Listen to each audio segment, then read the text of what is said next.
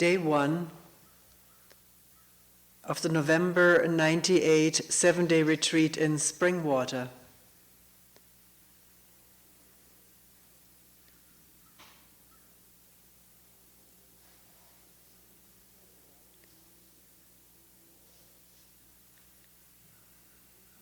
A cloudy morning.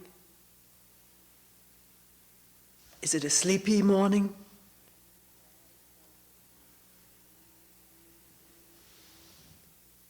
A saw is buzzing. We can hear that.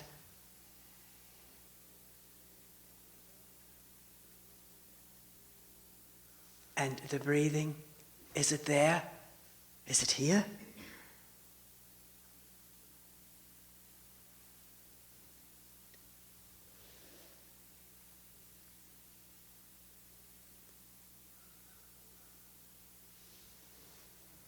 Crows are calling.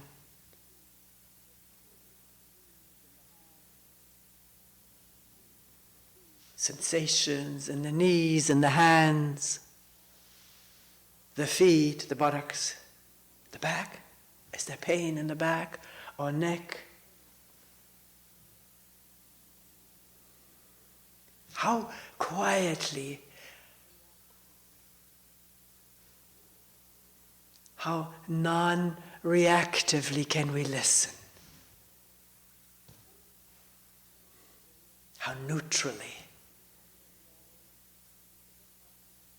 Awake and yet uninvolved.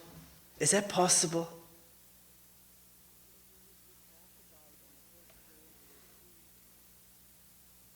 That's what we usually talk about on the first day of a retreat. Whether there can be a fresh listening, a new attending, which is simple, simply present.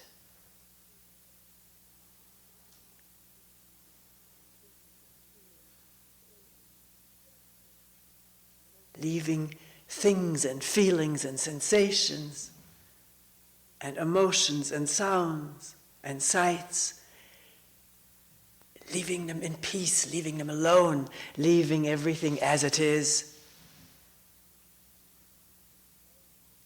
letting it be.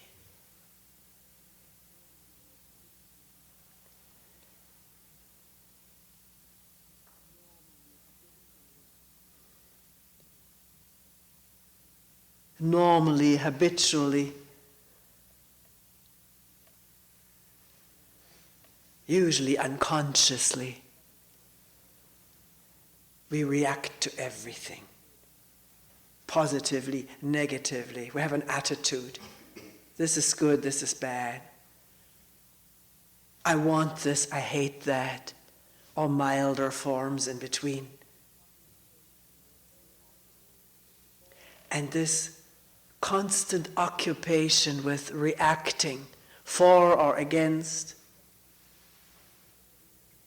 clouds the doors of perception, clouds the looking and listening.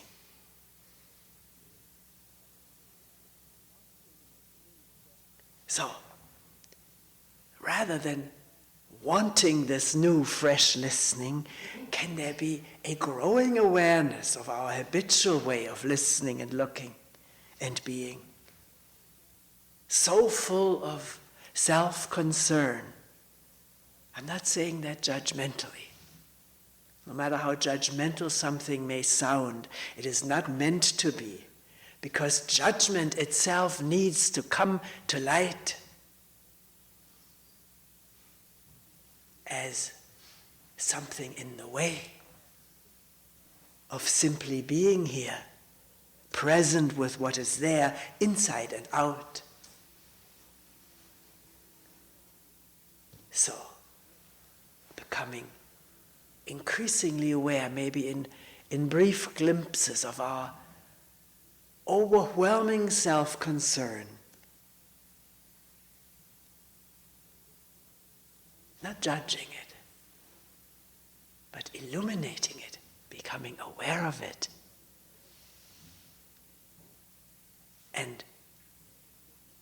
intimate with the fact that when there's self-concern, there is little fresh listening. It's in the way. I can't see you when I'm occupied with myself, worrying, angering, fearing, wanting. How can I see you? How can I see the birds and listen to the water when the mind and heart are heavy with worry? And I'm not saying be free of worry or it's bad to be heavy with worry. I'm asking to be aware of it, to become intimate with it. And the fact when there's worry, there's no openness, or very little of it, to other people, things and trees and flowers and birds around us. They're in the background or not there at all.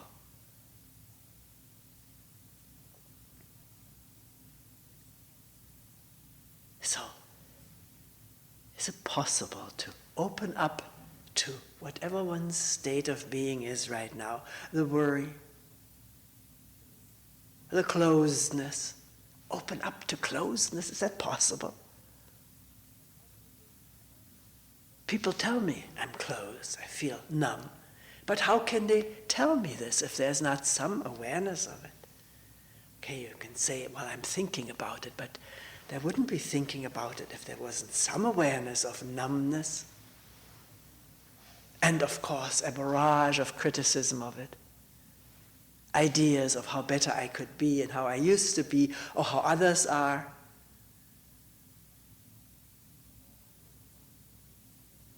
To hear it all, to touch it all the ongoing reactions and counter-reactions. Beholding it all in a new space of no need to judge, no need to be better, no fear of being worse. We're always what we are. And if comparison abates, how can we tell what we are? We're just this, tired right now, feeling heavy, difficult to listen, mind drifting off, or a moment of presence, like the weather, changing constantly. Bright skies yesterday, cloudy skies today, maybe snow tomorrow, who knows?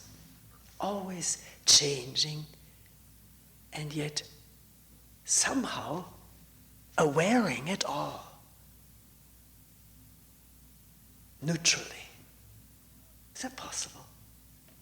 Right now? How do we feel? How are we? If you asked me right now, how are you? I would say, I don't know, but I am. Talking, gesticulating, hearing some movements.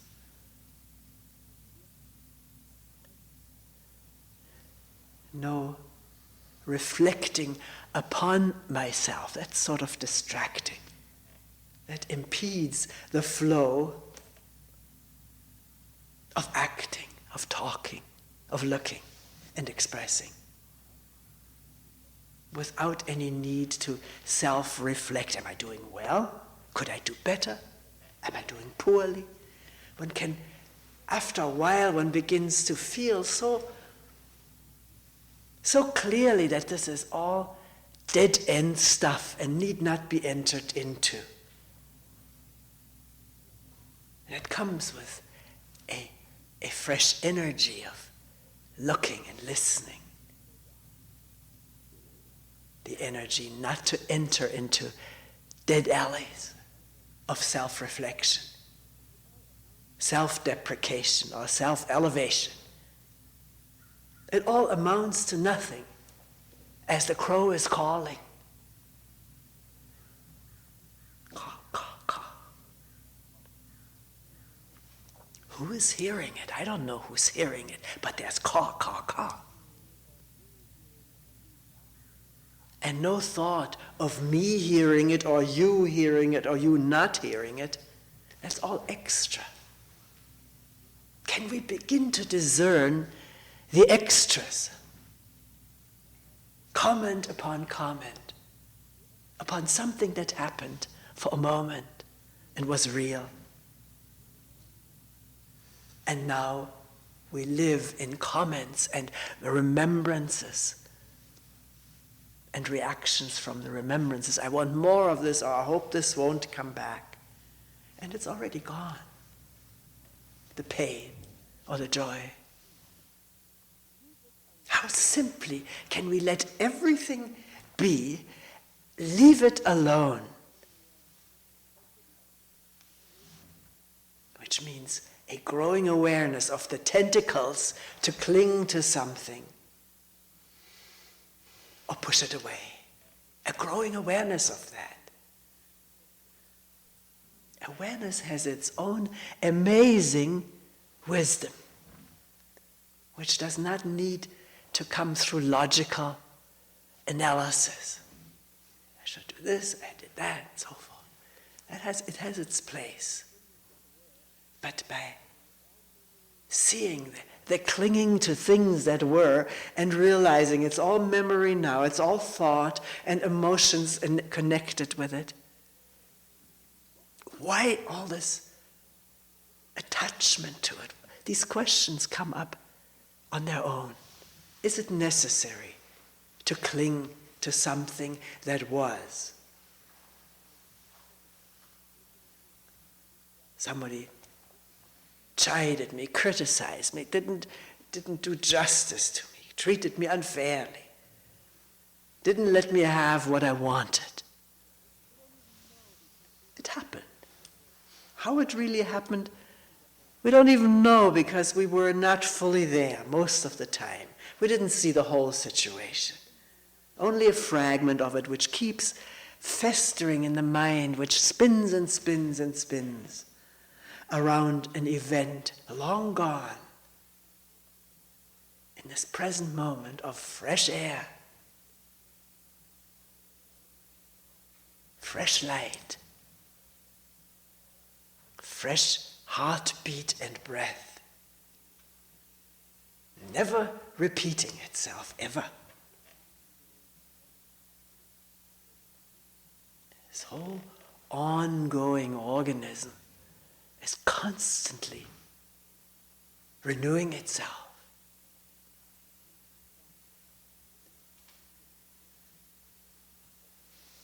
But thoughts can cling and cling and cling and produce emotions as though something real was happening right now. But it's only memory. Can we begin to discern that and wonder about it, maybe even smile about it? So much ado about nothing in our moment-to-moment living.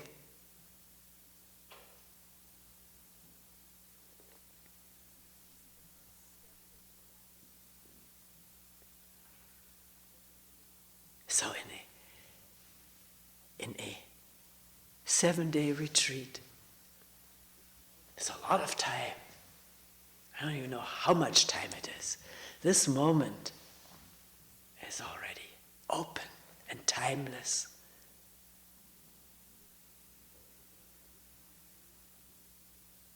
Can we begin to listen freshly?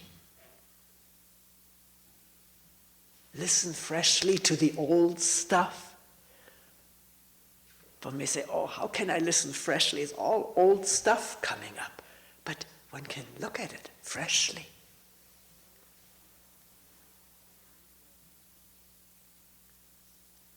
Hear it, feel it in a new way, which is non-judgmental.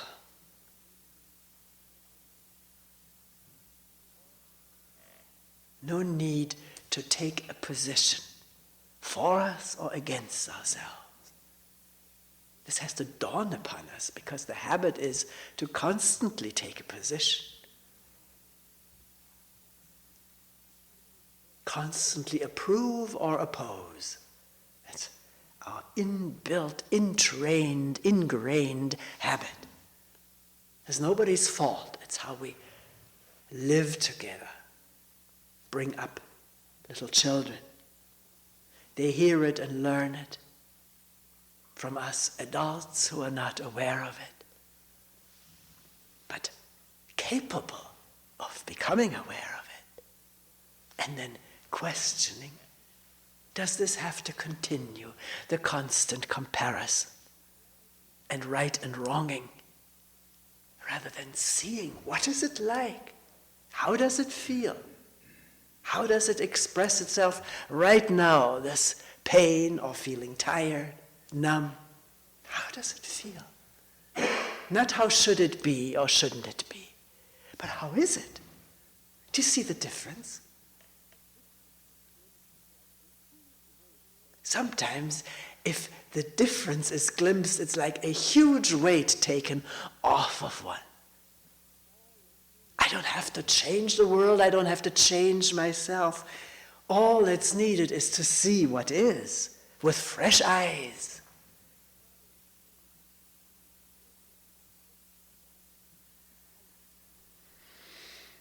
Are we together? Or is it too tired a morning? I don't know. It may have been and isn't now. One must not get stuck in one's descriptions, characterizations, which we do all the time. It's like this. I feel dull right now, and stick to that idea about oneself. I need a lot of time. I'm not as good as others, or I'm better than others. Describe ourselves and sticking to it for no reason except that this is what we've always done. This is how I am, and I know it. And I know how it's going to continue. Is that so? Can we trace it at times and wonder why so much stock is put into our assumptions about ourselves? We ourselves are infinitely flexible and pliable. But the concepts created about ourselves are very rigid. And sticking to them sends rigidity throughout the body. I am this way, and he is that way, and she is that way, and they are this or that way. Let's lighten up our ideas about ourselves and each other. Question them. Realize it's just like a big net, a clouding net thrown over something that is alive and not the way we think it is.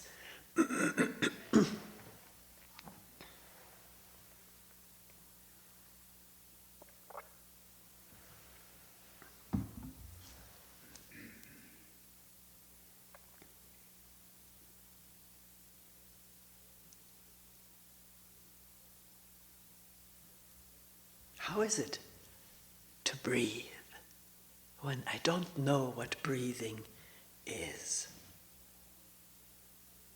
Does that make sense? Does it make sense? That most of the time we know what breathing is, we know what walking is, we know what eating is, and the actions are performed in the knowing, in the thinking about it, or dreaming about it, or not even there while drinking or eating or breathing. Fantasy, someplace else. So how is it to breathe and sit without knowing, and therefore immediately in touch? You can see how difficult it is. The knowing intrudes all the time, doesn't it? The words, the descriptions. Do they? Or is there some breathing, the movements of the body that go with the breathing? Not the words. I'm talking words because we're communicating with each other, but the looking and touching is not absent.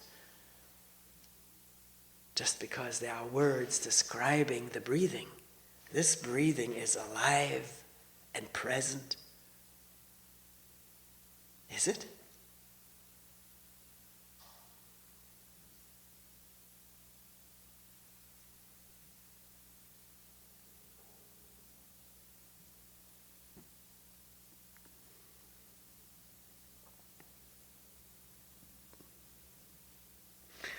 One may have practiced counting the breathing, or labeling the breathing, labeling the airplane. But we can see right now that that sound is more than the label, can't we? The counting, the naming is extra. It may be helpful for practicing concentration, not arguing that. But it is extra to this alive movement which happens before we think about it. Thinking comes later, albeit very quickly.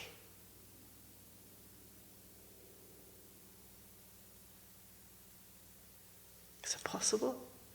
The airplaning and breathing and listening to the words all happening as one movement of listening.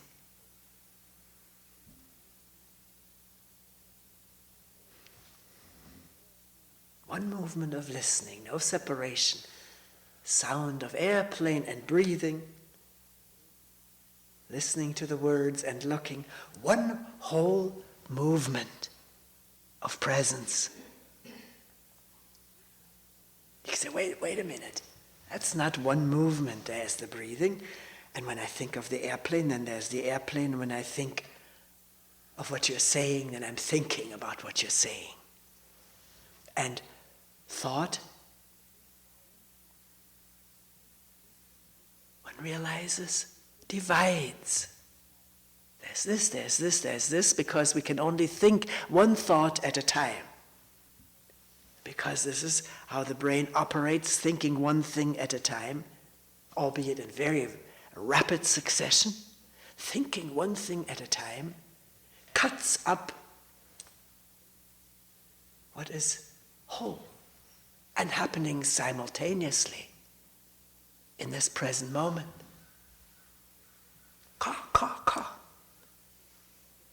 Does thought separate it, or is it there with the listening and the breathing, the heart beating and the body moving, sensing? And you may find it so difficult not to think about it. We feel that unless we think about ourselves and what's going on and know about it, something is wrong. We don't quite exist unless we think about our existence. This is a long habit. But just because it's been happening all this time, thinking about ourselves, thinking about breathing, thinking about crowing, and the saw buzzing, just because the thinking takes place and seemingly separates the world into many little parts, one after the other. It isn't necessarily so. A cut-up universe, a cut-up me, a cut-up community, cut up into you and me because this is what I think. I think you and I think me. And I think 30 people in this hall, or whatever many. That's what I think. But what is really here? Beyond the thinking, or before the thinking?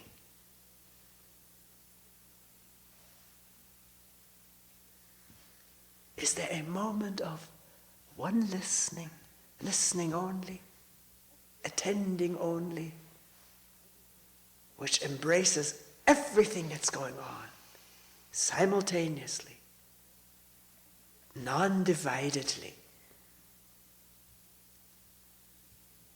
The words are so clumsy, but the reality is not. It's alive with being. Before I can catch up knowing it, it's already different. And maybe I don't have to catch up knowing it. I can let it be. Unjudged.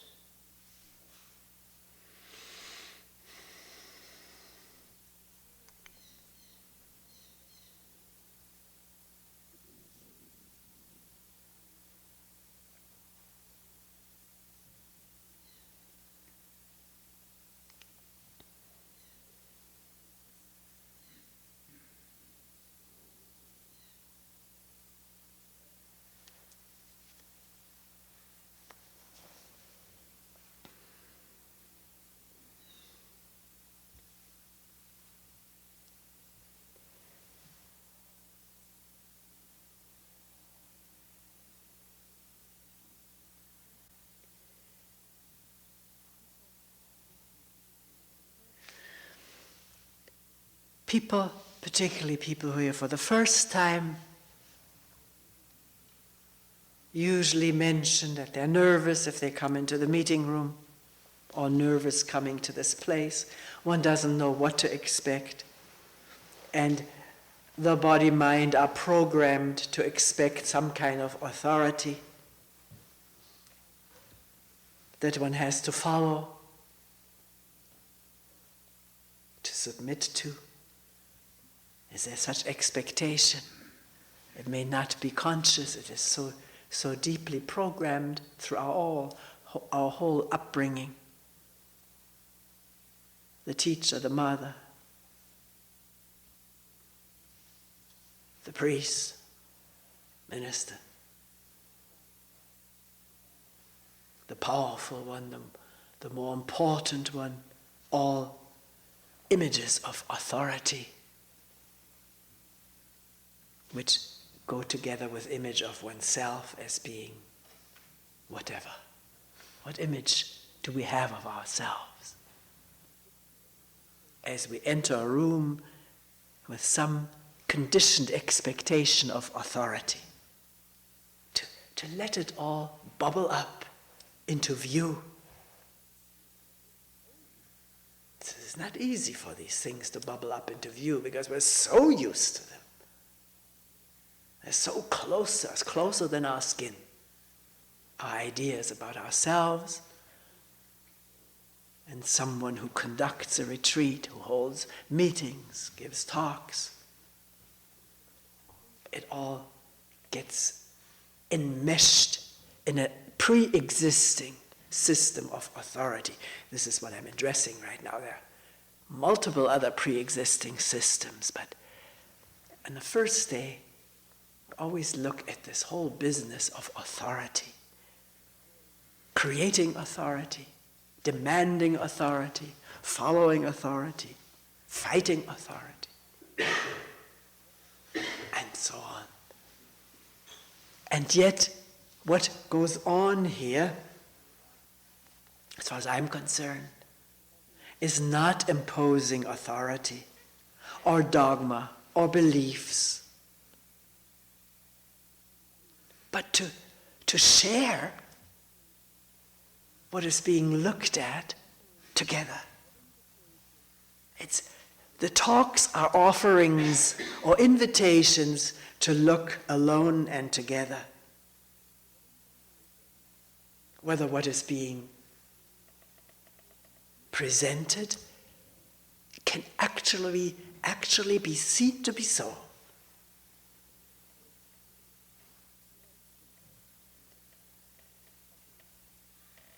There's no expectation here of people agreeing with me. Not only no expectation, this is not the essence of this work, to agree, but to look for oneself. Of course, if yes, this is so, then you can say we agree. But that's not the important thing. The important thing is to see for oneself what is going on. And in this enterprise of inquiring and looking and discovering, it turns out to be helpful to do this work with someone else who has some clarity, energy to look. Looking energy isn't our usual energy of wanting and fearing and demanding and habituating. That's a different kind of energy.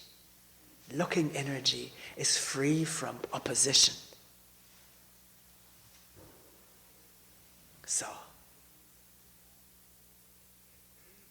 I understand that we have these pre-programmed expectations of one another's authority or opposite of authority.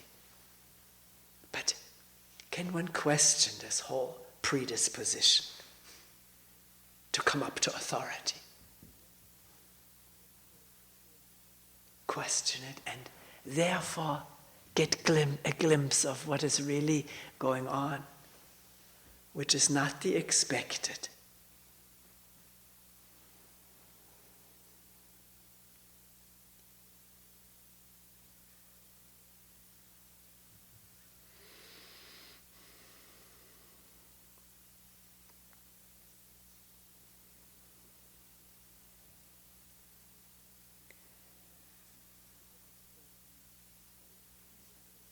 Sometimes people have said to me, but when I come here, I do want authority in the sense of somebody talking with conviction,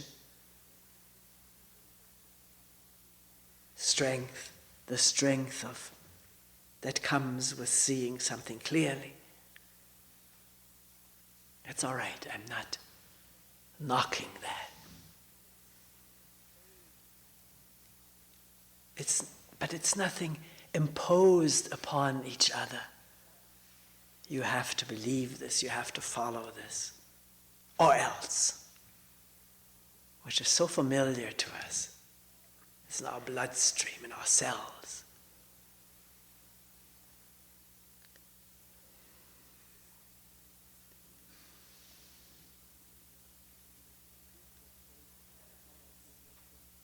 And yet somebody may speak with great authority in this sense, great conviction, strength, maybe power of persuasion. But still I need to see for myself, even though I like to seek out somebody who seems very clear and here, not easily bowled over, maybe not to be bowled over at all, when what is talked about is clear. And yet, even though it may feel right to be in the presence of someone like this, and maybe some combined energy unfolding, we all have to see for ourselves. It's not good enough to be in the presence of somebody who does see clearly. We can be so easily deceived, so easily taken in through our desire to find somebody perfect, somebody who knows, somebody who can tell me, somebody strong. To be very aware and wary of this easy being deceived, this easily being deceived through our desires for certainty, for protection, for security.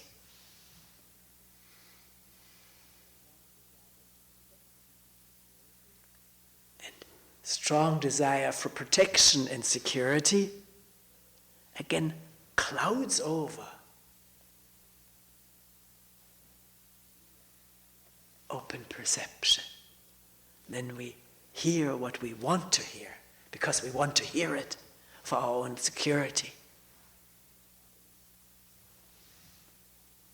And if something doesn't sound secure, then we don't want to hear. It's a good indication if one feels sort of queasy or uncertain or somewhat anxious at what somebody says in a talk. Watch it.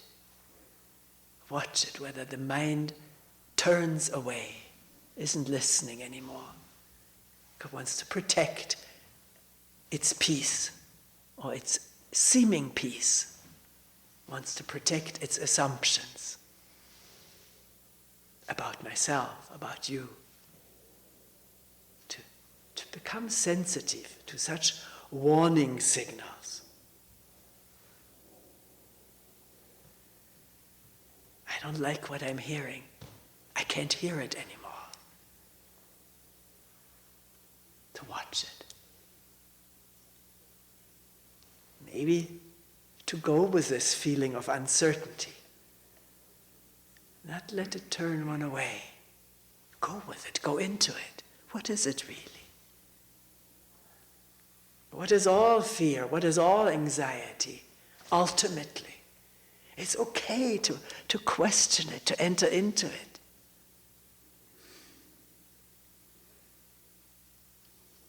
We think we can't. There's another assumption. It's all right. It's nothing but smoke arising out of this feeling of separateness. There's always smoking.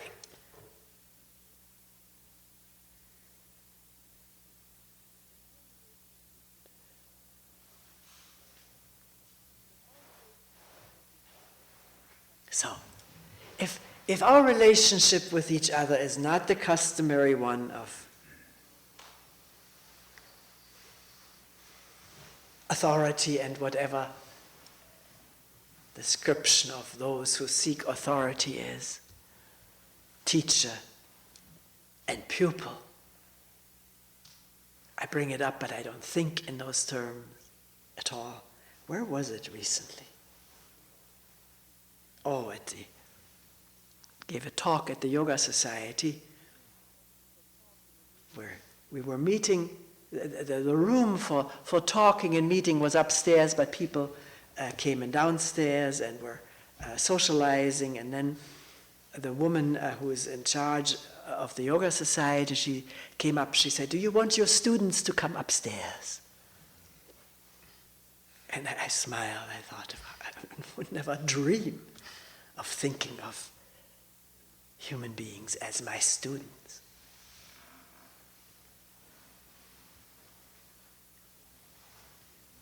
It's extra. It clouds the relationship.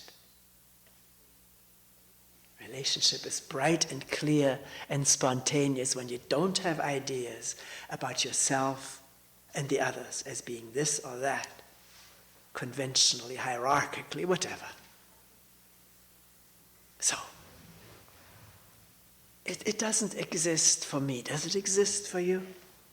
Don't project it onto me, that I'm your authority or this or that. Of course, if you do it, you suffer the consequences, which is absence of immediacy, cloudedness, self-consciousness. So can we see and become aware of what we project onto others and question it? Does it have to be?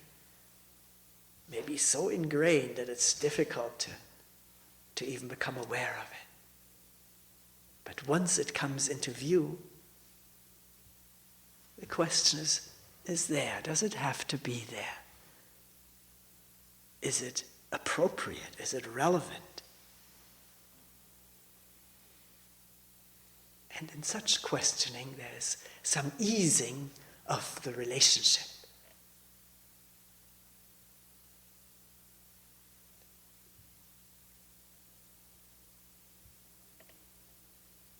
That's what makes all relationship difficult. What I think about myself and what I think about you.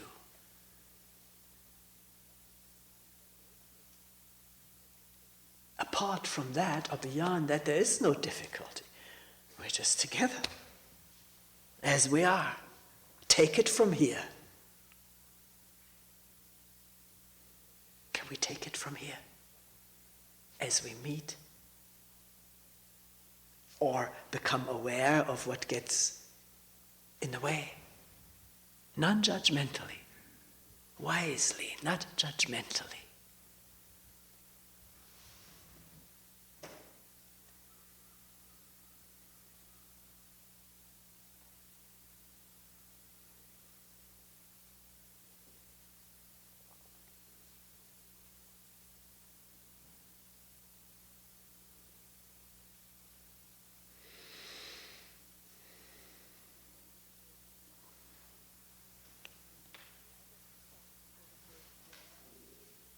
This was a lot of stuff for the first day, or maybe a lot of stuff that you feel you've already heard before.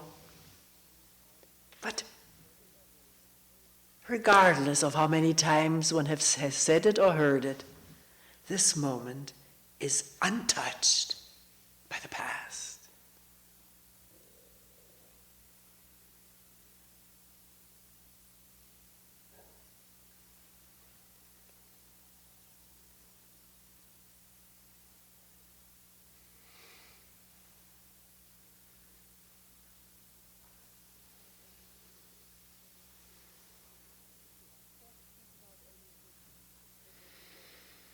If you have questions about anything that was said, if you can remember it, please bring it to a meeting, group or individual meeting.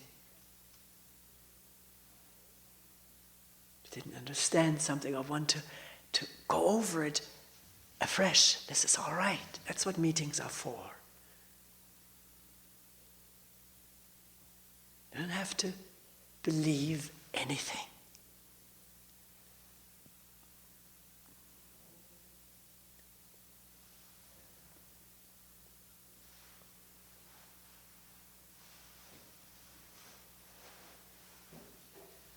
We will end here for today.